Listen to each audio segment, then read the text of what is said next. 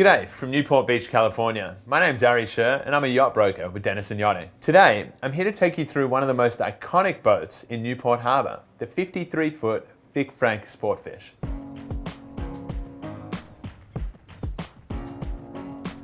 If you can't tell by my surroundings, today's a rare day in Southern California where it's rainy. But luckily for you, we took the boat out last night for a sunset cruise along the magnificent Californian coastline. Before I start taking you through this boat, there are three important things you should know about this sportfish, and the first is her history. Like any iconic yacht, there needs to be some compelling backstory, and Honey's does not disappoint. It starts in Seattle at Vic Franck Shipyard in 1969. 11 or so seaworthy, cedar-framed yachts were designed as long-range sportfish that allow you to fish comfortably for extended periods of time. El Capitan was purchased new, with a placeholder name chosen by, of all people, the captain. 5 years in, her owner decided on the name Cedra. She would spend years shuttling her owners between Panama and Alaska on several occasions, racking up over 40,000 hours on her original engines, which have since been replaced with powerful twin 425 lugger diesels. Pretty early on, they hired a deckhand to keep the boat in ship shape. This young caretaker learned this boat inside and out and became a part of the boat's legacy. Years later, in October of 1996, she was sold for the last time to her current owner, the former deckhand, and he named her Honey. Aside from her history, her construction is the most special thing about this boat. The hull of the 53 was built using double-plank cedar and white swan oak framing. In addition to this solid structure, the hull has multiple coats of epoxy sealer, primer and paint. These combine to give her a remarkable character and reinforce her seaworthiness. A nice perk of this design is the reduction of maintenance costs. The third thing I love about this boat is the layout. I can almost promise you haven't seen this much space on a 53-foot boat. Inside and out, Honey makes the most of her wide, just under 17-foot beam. Both her fishing areas and entertaining spaces are spacious and retain the best of her traditional charm. The main helm is located up on the bridge with a panoramic view from within an isinglass enclosure. At the helm, you have everything you need to run this boat offshore for long periods of time. Here we have Morse hydraulic engine controls, an updated 14-inch Freemont touchscreen display, and FLIR night vision control. In addition to the helm seat, there's forward and aft facing seating to port, which can be converted into a daybed. When you're away from the dock, you stay informed with a Freemont open array radar, a Sirius weather satellite receiver, and recently updated LED spotlights.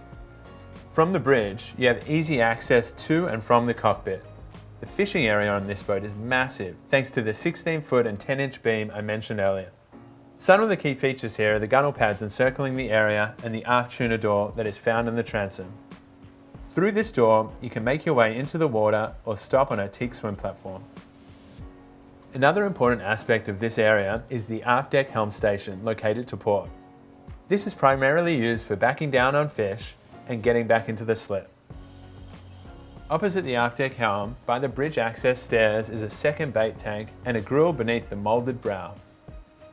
Underfoot in the cockpit, below a large hatch, is a substantial lazarette, access to the steering system, and most importantly, an auxiliary 10 kilowatt generator.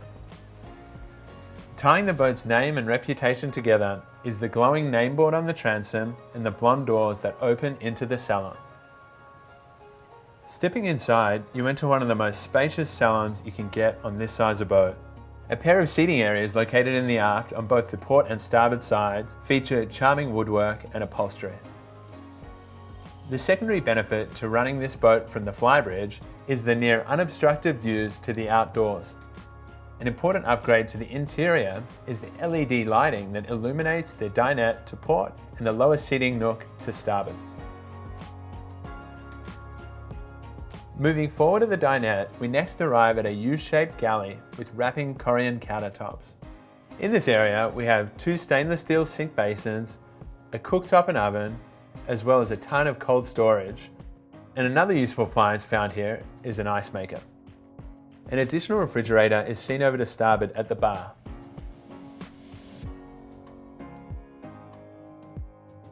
Leaving the main deck guest spaces, follow me down to the lower deck where we have 3 guest cabins with a clever layout that's family friendly and well appointed. 3 bunk cabins are located below the decks, each with an over and under arrangement. All the guest accommodations have plenty of storage as well as natural light coming through the hull side windows. The aft cabins down here share a head and a shower which serves as the boat's day head. When you are staying in the forward cabin, you have access to a private ensuite head.